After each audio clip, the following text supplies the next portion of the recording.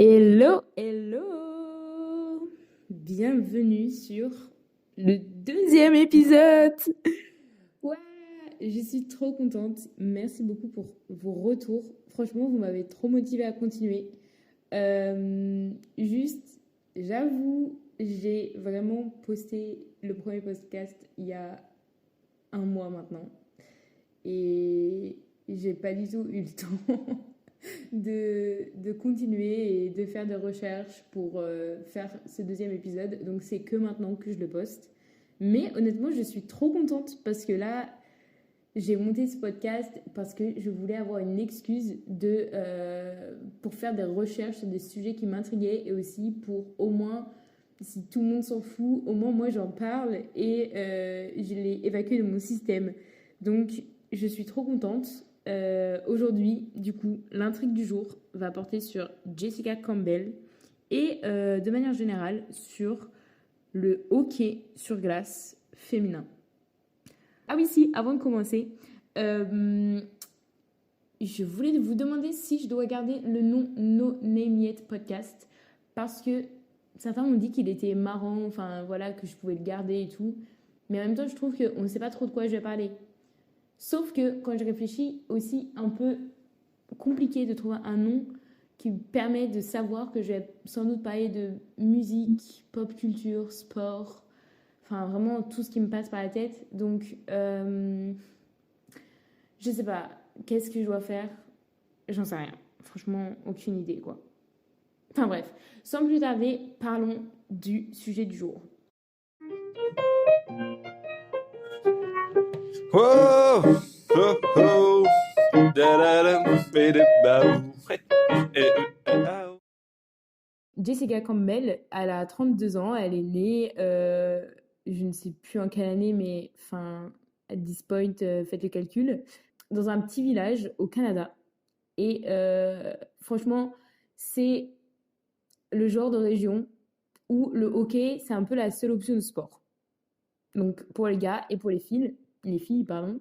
Et enfin, c'est vraiment ancré dans la culture, donc bah, tout le monde y joue, quoi. Et les petites filles et les petits garçons sont mixés ensemble. Donc elle a un peu grandi en pensant que, au début, elle pensait vraiment que les équipes des garçons et des filles étaient ensemble, et voilà. Et elle voulait à tout prix jouer dans des équipes de NHL. C'était son rêve ultime de jouer dans une équipe professionnelle de hockey de la Ligue nationale. Donc, elle explique très fréquemment que pour elle, elle a piqué très jeune, puisque elle a joué les championnats canadiens en représentant sa province de Saskatchewan. Franchement, je sais pas si je le dis bien, mais vraiment le nom est méga long, donc bah, voilà, on va dire que ça se prononce comme ça, quoi. Euh, et elle a aussi intégré l'équipe U18 du Canada. Et elle a remporté d'ailleurs en 2010 la première médaille d'or pour le Canada au championnat du monde U18 en marquant le but gagnant pendant la période d'overtime. Et puis quand elle a eu 18 ans, elle a rejoint l'université de Cornell à New York parce que c'est une université qui lui permettait de à la fois intégrer une équipe de hockey universitaire qui était renommée, de très bonne qualité, et en même temps, c'est une université qui fait partie des 8 Ivy League. Je crois qu'il y en a 8. Information à vérifier. C'est une université qui va lui permettre de assurer un niveau académique très solide. Donc elle a réussi à y entrer grâce à son niveau extraordinaire au hockey. C'est important de le retenir maintenant que c'est une décision qu'elle a prise parce que le hockey féminin n'était pas professionnel. Et ça, c'est quand elle est rentrée à l'université en 2010. Et donc, pendant ces 4 ans d'université, elle et son équipe vont aller 4 fois en finale de la ECAC et la gagner 3 fois sur les 4. Donc, petit plan explication.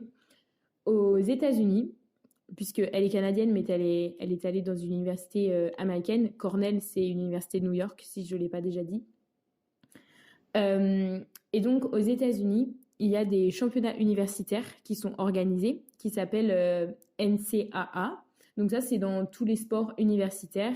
Et pour faciliter l'organisation de ces championnats, comme c'est un pays qui est très grand, chaque sport divise le pays en plusieurs conférences.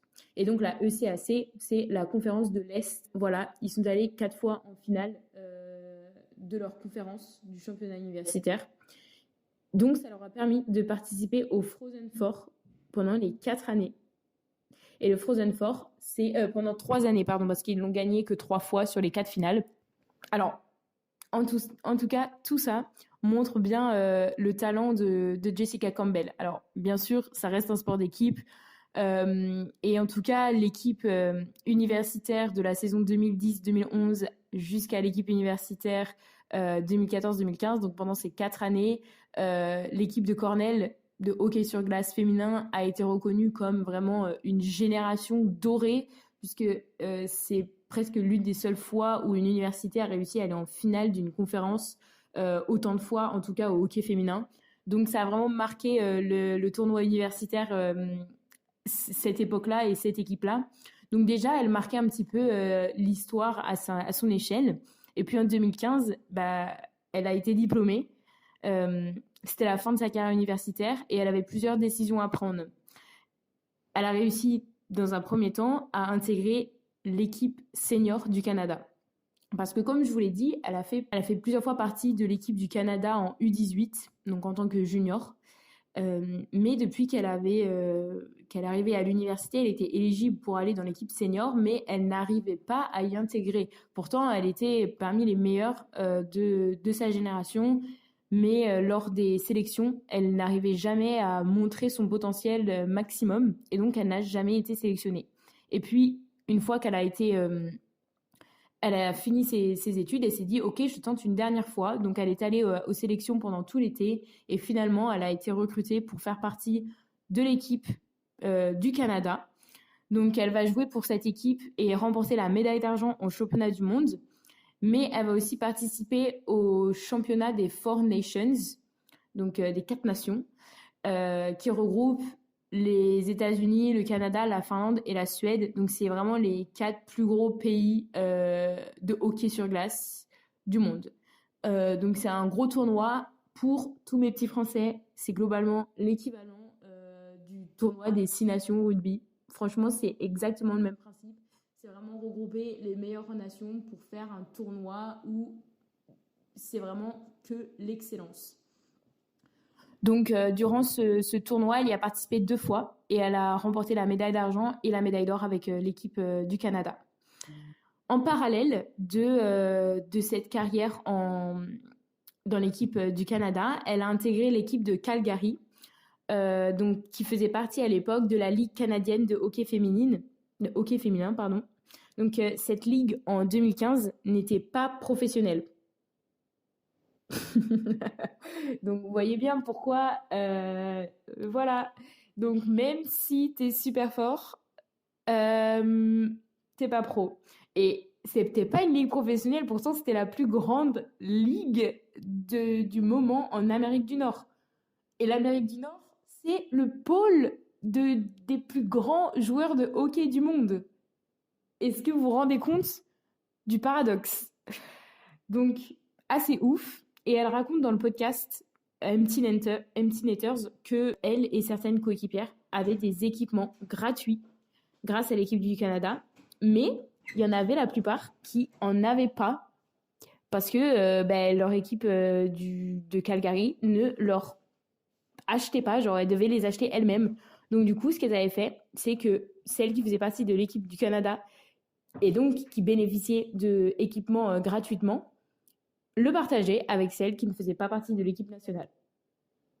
Donc, entre elles, elles se prêtaient les sticks, elles se prêtaient les protections qui, je rappelle, doivent être adaptées au type de jeu du joueur et à leur poste. Donc, c'est quand même quelque chose qui limite et qui ne facilite pas du tout les performances. Et aussi, à cause du manque de financement, elles devaient organiser des ventes et des événements pour récolter de l'argent pour leurs déplacements. Et je rappelle, c'était entre 2015 et 2017. Donc là, je vais vous faire, bien sûr, une petite rétrospective sur l'histoire du hockey féminin. Whoa, oh, oh, da-da-dum, ba-da-ba-boo. Hey, ah. Notre petite vision d'Européens est majoritairement français pour tous mes auditeurs de ce podcast. On ne se rend pas compte, je pense, de l'importance du hockey en Amérique du Nord. Pour vous donner un petit comparatif, dans la saison 2022-2023, la NHL avait une valeur supérieure à 6 milliards. Ok ? Maintenant, la première ligue, donc la ligue la plus prolifique de football, a rapporté 5 milliards. Il y a vraiment 1 milliard d'écart, quoi. C'est vraiment un sport qui est culturel pour eux, en Amérique du Nord. Et bah, bien sûr, comme j'ai dit, c'est la NHL qui a rapporté de l'argent. Et ça montre vraiment que c'est un sport qui est quand même historiquement masculin. Donc pour vous donner un ordre d'idée, la première Coupe du Monde masculine, elle a été organisée en 1920, alors que la première Coupe du Monde féminine, c'était qu'en 1990. Le sport féminin a vraiment mis du temps pour organiser des compétitions internationales, pour se professionnaliser. Mais quand même, il faut se rendre compte que le football féminin, il a commencé à se professionnaliser dans les années 2010. Parce que depuis les années 2000-2010, il y a une réelle avancée dans tous les sports, particulièrement dans les sports féminins. Il y a de plus en plus de création de ligues, de championnats, de coupes. Et au même moment, le hockey féminin décide d'arrêter la Coupe d'Europe en 2015. Donc on voit toutes ces avancées dans tous les sports, mais par contre au hockey féminin, pas du tout. Il y a vraiment un gros écart à ce moment-là, dans les débuts des années 2010, entre ce sport de hockey sur glace féminin et tous les autres qui semblent se développer, ramener de plus en plus d'argent, se professionnaliser pour les sports féminins. Et eux, non. C'est limite s'ils ne seraient pas en train de reculer, quoi. Donc bien sûr, je vais faire un petit focus sur le développement en Amérique du Nord parce que, comme j'ai dit, c'est vraiment le pôle de hockey sur glace et aussi parce que c'est ce qui concerne notre petite Jessica Campbell. Donc en Amérique du Nord, il y a une première tentative de lancer une ligue majeure nationale dans les années 90, mais ça n'est jamais vraiment réalisé. C'est juste en 1998 où il va y avoir la création de la NWHL, donc qui est l'équivalent de la NHL, qui va regrouper des équipes canadiennes et américaines sur un modèle non professionnel. Parce que, en fait, ils n'arrivent pas à créer de modèle professionnel pour le moment. Mais en 2004, cette ligue va se séparer en deux. Parce que les équipes de l'Ouest ne peuvent pas traverser le pays pour jouer. Donc ça, c'est aussi pour des raisons financières. En fait, ça coûte vraiment cher de faire des allers-retours entre l'Est et l'Ouest des pays. Donc, ils décident de séparer la ligue en deux avec toujours la NWHL, qui est la Ligue nationale de hockey féminin, et en parallèle créer la Ligue de hockey féminin de l'Ouest. Et puis ensuite, en 2007, il y a la Fédération canadienne qui va décider de créer une ligue féminine. Donc pendant 12 ans, de 2007 à 2019, c'est la ligue majeure, la plus grande ligue de hockey féminin d'Amérique du Nord. C'est là où Jessica Campbell a joué. Enfin, en tout cas, dans l'une des équipes de cette ligue. Cette ligue, donc, comme je l'ai dit en présentant le parcours de Jessica, c'est qu'elle n'est pas professionnelle, mais elle englobe majoritairement des équipes canadiennes et certaines équipes américaines ou chinoises qui participent, mais de manière minoritaire. Cette ligue, elle ne va pas professionnaliser le sport, mais elle va vraiment permettre de médiatiser petit à petit le hockey féminin qui était alors à présent pas du tout médiatisé. Sauf pendant les JO d'hiver, donc tous les 4 ans, donc ce qui est quand même minime. Et puis ensuite, en 2015, donc lorsque la Ligue canadienne est encore en activité, il y a une nouvelle ligue qui va se créer, qui est en fait le retour de la Ligue nationale de hockey féminine. Au début, elle n'est pas du tout professionnelle, et puis ensuite, avec le temps, ils vont réussir à mettre en place un système de semi-pro. Après, elle va aussi changer de nom pour se nommer la Fédération première de hockey. Mais c'est après 2019, lorsque la Ligue canadienne n'existe plus. Et donc, à partir de 2019 jusqu'en 2023, la NWHL devient la plus grande ligue de hockey féminin. Et elle est semi-professionnelle. Donc là, on a un petit peu d'avantage. Et puis finalement, cette ligue a été rachetée en 2023 par le groupe Walter, qui va par la suite la dissoudre pour en créer une nouvelle qui va s'appeler la Ligue professionnelle de hockey féminin. Et là, enfin, les joueurs et le staff est complètement professionnel. Alors, certes, il y a seulement 6 équipes parce que c'est compliqué de pouvoir payer beaucoup d'équipes et beaucoup de joueurs. Donc on commence petit, mais c'est pas une si mauvaise idée parce que ça va permettre de aller petit à petit. Donc l'objectif, c'était vraiment de créer une ligue de hockey qui est entièrement professionnelle pour les athlètes et le staff, comme je l'ai dit, mais aussi de vraiment se calquer sur le modèle de la NHL, comme avaient essayé les ligues précédentes, en associant les équipes canadiennes et les équipes américaines et en mettant un système de play-off en place à la fin de la saison régulière. Donc là, pour mettre en perspective, enfin, depuis l'année dernière, on a des équipes de hockey féminines professionnelles. Dinguerie. Donc ce récap très long sur l'histoire de toutes les ligues canadiennes et américaines de hockey sur glace féminin était très long, très long. Mais en fait, c'était un peu le but parce que je voulais vraiment montrer qu'il y avait une instabilité pendant les 25 dernières années, alors que, comme on l'a dit, le sport féminin est en train de réellement s'installer dans notre quotidien. Et c'est vraiment un peu un cas particulier qui n'arrive pas à avancer. Et en fait, cette instabilité, elle est facilement explicable.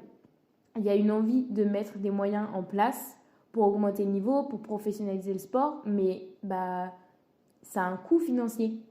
Et ça ne peut pas être rentable sans l'engouement du public et la diffusion de la part de chaînes télévisées de sport.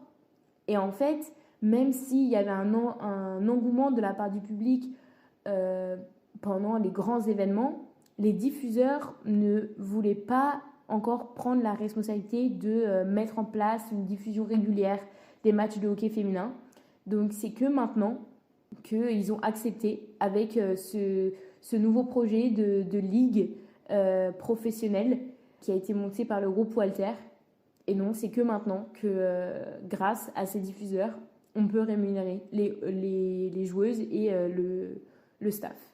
J'espère que ce petit monologue de ligue permet de comprendre pourquoi Jessica Campbell a expliqué qu'elle a grandi en pensant qu'elle pouvait jouer en NHL, mais qu'elle a rapidement compris que le seul moyen de vivre du hockey, c'est clairement de soit intégrer l'équipe nationale, soit de coacher. Parce que quand elle a grandi, il n'y avait pas d'équipe professionnelle. Sauf si tu faisais partie de l'équipe nationale et donc on te donnait les moyens grâce à la Fédération canadienne. Sinon, l'autre moyen de vivre de sa passion, c'était de coacher. Whoa, oh, oh, da-da-dum, ba-da-ba-oo. C'est en 2017 que Jessica Campbell a arrêté sa carrière à 25 ans parce qu'il y avait beaucoup d'instabilité et elle a décidé de partir tout simplement de l'équipe de Calgary parce qu'elle ne voyait pas d'avenir stable qui lui permettait de continuer professionnellement avec le hockey. Donc comme elle a toujours su qu'elle voulait coacher elle a décidé de monter son entreprise. Donc elle a participé à des camps d'été pour des joueurs professionnels de la Ligue américaine ou de la NHL en off-season. Et elle va partir en Suède pour aussi coacher des joueurs suédois. Et puis, elle va avoir l'opportunité de reprendre le hockey pendant une saison en 2019-2020 pour les Malmö Redhawks. Je ne suis pas sûre de la prononciation de la ville parce que je ne parle pas suédois. Mais voilà. Et donc là, eux, en 2019-2020, la Ligue suédoise féminine était professionnelle. Donc, ça lui a permis de jouer de manière professionnelle pendant une saison. Et puis, la saison d'après, en 2020-2021, elle a été coach de skating pour l'équipe masculine professionnelle. Et en fait, c'est là où elle va vraiment commencer à coacher pour des équipes et pas seulement en tant que freelance, consultant pour des joueurs professionnels pendant le off-season. Donc après avoir coaché pour cette équipe suédoise, en 2021-2022, elle va coacher pour une équipe allemande à Nuremberg, donc en tant que coach assistante, et puis pour l'équipe d'Allemagne qu'elle va accompagner pendant la Coupe du Monde de 2022. Donc son souhait, après cette fin de saison 2022, après avoir participé à la Coupe du Monde avec l'équipe allemande, c'était de rester en Allemagne parce qu'elle aimait bien sa vie là-bas. Donc elle voulait coacher pour une autre équipe allemande. Elle a par contre reçu plein de refus. En fait, même si elle avait fait ses preuves, les exécutifs des équipes, ils veulent pas, pour leur image, qu'il y ait de femmes qui coachent leur équipe. Donc, c'est un peu un choc parce qu'elle se dit, ok, en fait, moi, c'est ce que je veux faire, mais apparemment, les gens ne veulent pas que je coach. Finalement, elle va quand même avoir une place dans un club en Suisse, mais elle décide de refuser parce que elle ne sent pas le petit truc qui fait qu'elle doit accepter. Elle se sent pas à l'aise. Donc, ce qu'elle fait, c'est qu'elle revient à Las Vegas. Et je vous jure, elle arrive à l'aéroport, elle reçoit un email de Dan Bilsma, qui est le coach principal des Firebirds de Coachella, qui est une équipe masculine de hockey qui fait partie de la Ligue américaine de hockey. Elle devient, du coup, la première femme assistante coach de l'histoire de la Ligue américaine. Donc, petite explication, la AHL, donc la Ligue américaine de hockey, c'est la Ligue de hockey masculine des États-Unis, qui est une ligue qui est professionnelle, mais qui est un peu la deuxième division. C'est un niveau en dessous de la NHL. Donc, très souvent, les équipes de NHL vont être le point central de plusieurs plus petites équipes qui vont être des équipes universitaires ou bien des équipes de la Ligue américaine qui vont être raffiliées à cette équipe principale. Et donc, là, en l'occurrence, les Firebirds de Coachella sont raffiliés à l'équipe de la NHL qui est les Kraken de Seattle. Et là, vous le voyez venir. Elle va passer sa saison 2022-2023 et la saison 2023-2024 avec les Firebirds de Coachella pour finalement être promue chez l'équipe principale des Seattle Kraken à la saison 2024-2025. Donc en septembre, elle est devenue la première femme à être coach d'une équipe de NHL. Et la seule personne qui a réussi à être coach assistante avant Jessica Campbell, c'était Corey Chevery, qui a été coach assistante remplaçante pendant un match amical, donc pendant la off-season, donc pendant la pré-saison, pour l'équipe des Penguins de Pittsburgh. Et finalement, c'était la seule fois où il y avait eu une femme avant Jessica Campbell qui était dans la cage, sur le banc pendant un match de hockey. de la NHL. Voilà.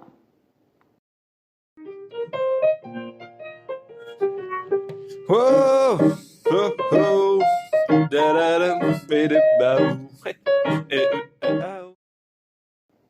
Donc en fait, c'est vraiment tout ce contexte qui, pour moi, explique bien que Jessica Campbell n'a jamais rêvé de coacher à un si haut niveau parce qu'elle ne savait pas que ça pouvait être une option pour elle. Donc c'est ce qu'elle explique dans le podcast Empty Netters. La visibilité, c'est tellement important que elle espère que la position dans laquelle elle est permet de montrer que c'est vraiment un chemin qui est possible pour les jeunes filles. Et lors de sa première saison avec les Firebirds de Coachella, elle avait aussi dit que, en fait, coacher à la NHL, à partir de ce moment-là, c'était son goal ultime. Mais quand et comment elle y arriverait, en fait, elle n'en avait aucune idée. C'était vraiment la question. Pour elle, elle essayait simplement d'entraîner au mieux, d'apprendre et de rencontrer des personnes qui pourront lui apporter encore beaucoup sur sa manière de coacher pour arriver finalement au poste de la NHL. Mais sinon, elle ne savait pas comment faire. En fait, elle n'avait aucune clé en main. Donc, ce qu'elle a fait, c'est juste faire ce qu'elle savait faire de mieux, coacher comme elle le voulait, comme elle pensait qu'il était le plus juste. Et finalement, 2 ans après, elle était coach à la NHL. En fait, elle ne se rendait pas compte de ce que ça représentait pour tout le monde, ce qu'elle était en train d'accomplir. Et donc, quand elle l'a réussi, elle était en mode, oui, c'est normal. J'ai réussi, c'était mon goal ultime, et c'était compliqué. Mais une fois qu'elle l'avait fait, elle avait la tête dans le guidon, quoi. Elle a continué une fois qu'elle a intégré l'équipe des Kraken, c'est vraiment que à partir du moment où elle a fait son premier match et qu'il y a eu l'ouverture du match, les lumières, qu'elle s'est dit, waouh, ok, là, je suis en train de coacher pour la plus grande ligue de hockey du monde. Et c'est à ce moment-là où elle a pris un pas en arrière et elle s'est dit, c'est vrai que là, je suis une femme dans un endroit où jamais de femme n'a été. Et là où elle s'est rendue compte, peut-être que pour les joueurs, ça peut être perturbant, parce que la plupart des joueurs n'ont jamais été coachés par des femmes. Mais en fait, les joueurs qu'elle a coachés ont toujours été très positifs par le fait d'être coachés par elle. Parce que la plupart, comme Andrew Poturalski, j'ai vraiment pris le mec qui a le nom de famille le plus dur à prononcer pour apporter cette preuve. Bref, ce gars, qui est un attaquant des Coachella Firebirds, avait dit que franchement, elle mérite d'être là. Parce que c'est une coach qui est créative, qui a une autre perspective que les autres. Je voudrais dire quand même que tout ça, c'est arrivé. Elle a enchaîné être coach pour la AHL et pour la NHL seulement parce qu'elle a refusé un job en Suisse. Si elle avait accepté de coacher à la saison 2021-2022, elle n'aurait jamais fait tout ça. Mais parce qu'elle savait que c'était pas la bonne chose à faire, elle a suivi son intuition et elle a eu raison, quoi. Donc c'est un petit peu votre signe de pas aller à l'encontre de votre intuition. Et si vous voulez pas faire un truc, parce que doesn't feel right, faites-le pas. Voilà, c'était mon petit message à passer pendant ce podcast. Enfin, en tout cas, tout ça pour dire que c'est vraiment un réel exemple.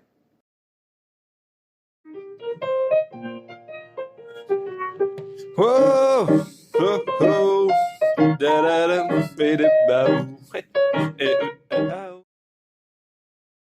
Oui, parce que du coup, pour faire un petit récap, elle a quand même participé avec toute sa génération à la professionnalisation du hockey, parce que c'est cette génération qui a commencé à réellement gagner, à communiquer, à montrer le hockey à la télé, pour ensuite permettre la diffusion et donc la professionnalisation maintenant, depuis 2023. Mais sans cette génération, ça n'aurait jamais été possible. Et ça, c'est ce qui a permis maintenant de créer une ligue. C'est ce qui a permis de donner envie à des gens comme le groupe Walter d'investir. Et sa présence prouve aussi l'importance de la place des femmes dans le hockey. Et pas nécessairement l'importance, mais le fait qu'elle elles sont bien là, quoi. Elles ont leur place aussi. Et ça va booster le nombre de licenciés dans les prochaines années, ça c'est sûr. Parce qu'actuellement, il y a 8 fois moins de licenciés filles-femmes que garçons-hommes.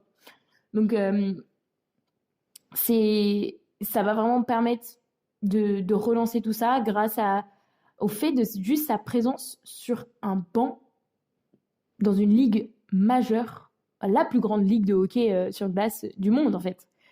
Et comme c'est beaucoup plus médiatisé que la ligue professionnelle de hockey sur glace féminin, bah, ça va vraiment permettre de médiatiser un peu plus les femmes, mais aussi de rediriger toute cette audience qui veut voir du hockey sur glace féminin vers la PWHL, donc la ligue professionnelle.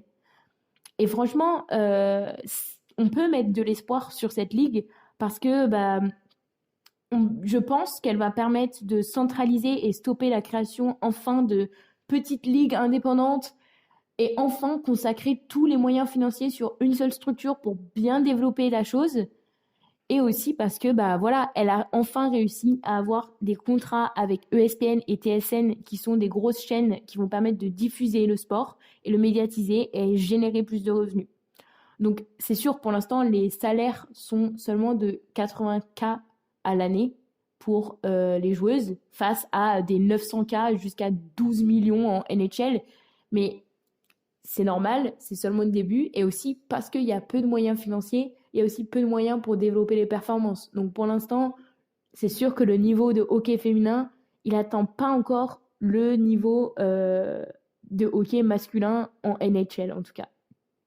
Et puis, voilà, on espère aussi que cette diffusion va permettre des revenus publicitaires, des partenariats avec des marques comme Adidas, Bauer, Scotiabank qui ont déjà investi dans les équipes et dans le championnat féminin. Donc ça, c'est vraiment de bon augure, ça donne vraiment de l'espoir pour la ligue et pour le hockey féminin. Et puis aussi, il y a des associations qui permettent d'aider les femmes à devenir coach.